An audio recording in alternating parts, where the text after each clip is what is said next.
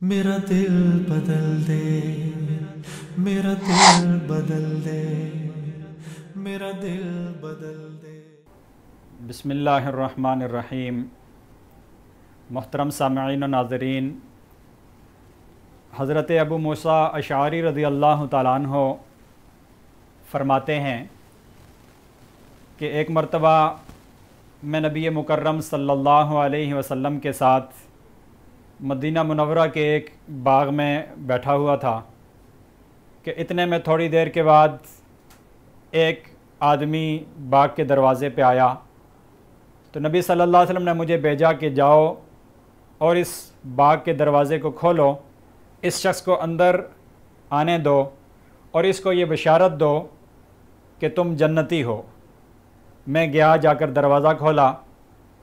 تو میں نے دیکھا کہ آگے کھڑا ہونے والا شخص حضرت ابوبکر رضی اللہ تعالیٰ عنہ ہیں۔ میں نے نبی صلی اللہ علیہ وسلم کے ارشاد کی تعمیل میں انہیں جنتی ہونے کی بشارت دی،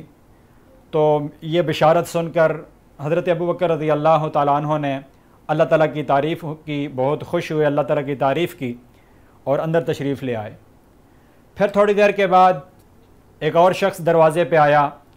تو نبی صلی اللہ علیہ وسلم نے پھر مجھے کہا جاؤ، جا کر اس شخص کو جنتی ہونے کی بشارت دو اور پھر اسے اندر بھیج دو۔ میں دروازے پر گیا تو دیکھا کہ آگے حضرت عمر رضی اللہ تعالیٰ عنہ کھڑے ہیں۔ میں نے انہیں بھی جنت کی بشارت دی تو حضرت عمر رضی اللہ تعالیٰ عنہ نے بھی اللہ تعالیٰ کی حمد و ثنا بیان کی، خوش ہوئے اور پھر اندر تشریف لے آئے۔ پھر کچھ دیر کے بعد ایک اور شخص دروازے پر آیا تو نبی صلی اللہ علیہ وسلم نے مجھے پھر کہا کہ جاؤ اس شخص کو جنت کی بشارت دو، لیکن ساتھ اس کو یہ بھی بتاؤ کہ تمہیں جنت مصائب، تکلیفوں اور آزمائشوں کے بعد ملے گی۔ تو میں نبی صلی اللہ علیہ وسلم کے یہ پیغام لے کر باغ کے دروازے پر گیا، باہر دیکھا تو آگے حضرت عثمان رضی اللہ تعالیٰ عنہ تشریف فرما تھے، کھڑے تھے۔ تو میں نے حضرت عثمان رضی اللہ تعالیٰ عنہ کو بھی نبی صلی اللہ علیہ وسلم کا یہ پیغام، آپ کی طرف سے یہ بشارت دی اور ساتھ یہ پیغام بھی دیا کہ آپ کو آزمائشوں اور تکالیف اور مصیبتوں کے بعد پھر آپ کو جنت ملے گی۔ تو اس کے رد عمل کے طور پر حضرت عثمان رضی اللہ تعالیٰ عنہ نے بھی اللہ تعالیٰ کی حمد و ثنا بیان کی اور پھر فرمایا اللہ المستعان، کہ جب آزمائشیں اللہ بھیجے گا تو اللہ ہی مدد کرنے والا ہے، تمام مصائب میں، تمام پریشانیوں میں، ہر طرح کے حالات میں اللہ تعالیٰ میری مدد فرمائے گا۔ میرے محترم دوستو، یہ حدیث امام بخاری رحمہ اللہ نے اپنی مشہور کتاب بخاری شریف کے اندر ذکر کی ہے۔ اس حدیث کے اندر نبی مکرم صلی اللہ علیہ وسلم نے ایک ہی مجلس میں خلفائے ثلاثہ حضرت ابوبکر، حضرت عمر، حضرت عثمان رضی اللہ تعالی عنہم، ان تینوں حضرات کو جنتی ہونے کی بشارت دی کہ یہ تینوں شخص جنتی ہیں۔ حضرت ابوبکر بھی جنتی ہیں، حضرت عمر بھی جنتی ہیں، حضرت عثمان بھی جنتی ہیں۔ ان تینوں کو جنتی ہونے کی بشارت وہ آقا دو جہاں محمد مصطفیٰ احمد مجتبیٰ صلی اللہ علیہ وسلم نے دی، جن کے بارے میں تمام مسلمانوں کا متفقہ طور پر یہ عقیدہ ہے، یہ نظریہ ہے کہ پتھر پر لگی ہوئی لکیر تو مٹ سکتی ہے، لیکن نبی پاک صلی اللہ علیہ وسلم کی زبان مبارک سے نکلا ہوا کوئی جملہ کبھی بھی غلط نہیں ہو سکتا۔ جب اللہ کے نبی حضرت ابوبکر، عمر اور عثمان رضی اللہ تعالیٰ عنہم کو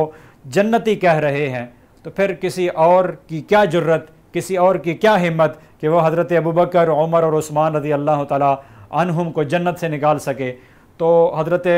ابوبکر، عمر اور عثمان رضی اللہ تعالیٰ عنہم سمیت کسی بھی صحابی کی مخالفت، کسی بھی صحابی سے دشمنی کرنا، یہ اپنی آخرت خراب کرنے والی بات ہے۔ ان حضرات کا ہم کچھ نہیں بگاڑ سکتے۔ اللہ نے ان کو جو مرتبہ، جو مقام دینا تھا وہ اللہ نے دے دیا۔ اس لیے ہمیں چاہیے کہ ہم تمام صحابہ اکرام، چاہے وہ حضرت ابوبکر ہوں، چاہے وہ حضرت عمر ہوں، چاہے وہ حضرت عثمان ہوں، چاہے وہ حضرت علی ہوں، حضرت حسن حسین ہوں یا حضرت امیر معاویہ ہوں، یا کوئی بھی صحابی ہو جو اللہ کے نبی کا صحابی ہے، تو اللہ نے ان کو رضی اللہ عنہم اجمعین کا خطاب دے دیا کہ یہ سارے ان سے میں راضی ہوں اور یہ مجھ سے راضی ہیں۔ جب اللہ تعالیٰ راضی ہو گئے ہیں تو ہمیں بھی ان سے بغض رکھنے کی بجائے ان سے محبت رکھنی چاہیے، اور جس طرح انہوں نے زندگی گزاری ہے اسی طرح ہمیں بھی زندگی گزارنے کی کوشش کرنی چاہیے۔ اللہ رب العزت ہمیں صحابہ کرام اور بالخصوص خلفائے راشدین کا اتباع کرنے کی توفیق نصیب فرمائے۔ وما علینا الا البلاغ المبین۔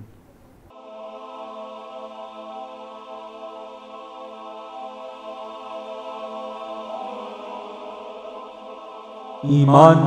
کی کرن، ہدایت کی شمع،